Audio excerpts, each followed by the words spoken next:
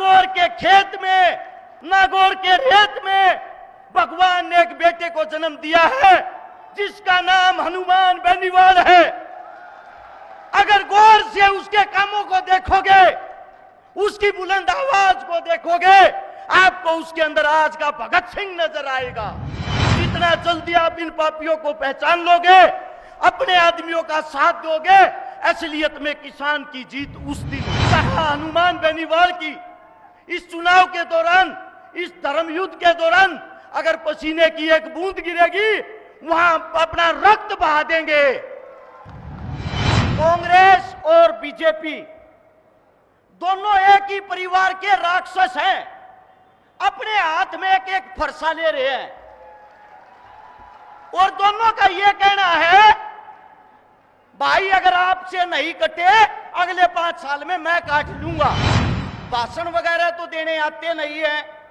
आप लोगों के बीच आपकी वो बात बताऊंगा जिससे सुनकर आप लोगों के रोंगटे खड़े हो जाएंगे। 5000 परिवार ऐसे हैं जो आप लोगों के बेटे बॉर्डर पर शहीद करवा दिए और उनके घर में मर्द नाम की चीज ही नहीं रही, जिनकी वंश बेल समाप्त कर दी। भगत सिंह की मां ने एक बात कही थी, बेटा जब तू दोबारा से जन्म लेगा मैं तुझको पहचानूंगी कैसे। भगत सिंह ने कहा था, मां जो अन्याय के खिलाफ लड़ता मिले, जो सड़क रोडों पर संघर्ष करे, जो अपने देश के किसान की आवाज उठाए, समझ लेना वो तेरा भगत सिंह है। भाषण वगैरह तो देने आते नहीं है। आप लोगों के बीच आपकी वो बात बताऊंगा जिससे सुनकर आप लोगों के रोंगटे खड़े हो जाएंगे। किसान महापंचायत रखी गई है। असलियत में आप लोगों को यह भी पता है किसान कौन है, किसान को यह सरकारें क्या मान रही हैं। कांग्रेस और बीजेपी दोनों एक ही परिवार के राक्षस हैं।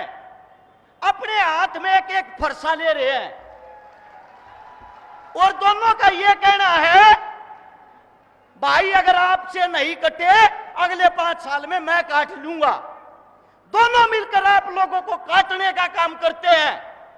किसान को इन लोगों ने यह बना दिया है, किसान सिर्फ झंडे उठाएगा, किसान मजदूरी करेगा और किसान नौकर बन के रह जाएगा। अब आप लोगों को तय करना है, आप लोगों को नौकर बनना है या राजा बनना है। किसान की छोटी सी हालत अगर आप लोगों को बता दूं, ये राजनीति वाली दोनों पार्टियां अकेले हरियाणा, राजस्थान और पंजाब के 5000 परिवार ऐसे हैं जो आप लोगों के बेटे बॉर्डर पर शहीद करवा दिए और उनके घर में मर्द नाम की चीज ही नहीं रही, जिनकी वंश बेल समाप्त कर दी। आप लोगों को एक वो दृश्य बताता हूं जिनको आप लोग अपनी सरकार मानते हो। हाल की जो सरकार, कांग्रेस सरकार, आजादी से पहले भी यह सरकार थी।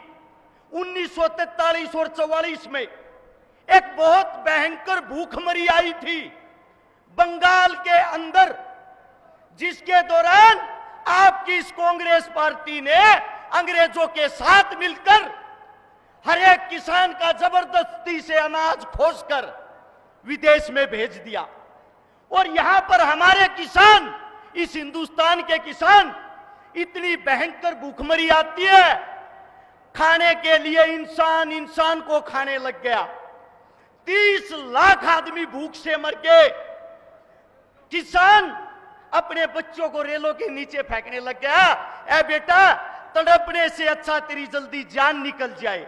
ये हालात आपकी इस कांग्रेस पार्टी ने आजादी से पहले अंग्रेजों के साथ मिलकर की थी।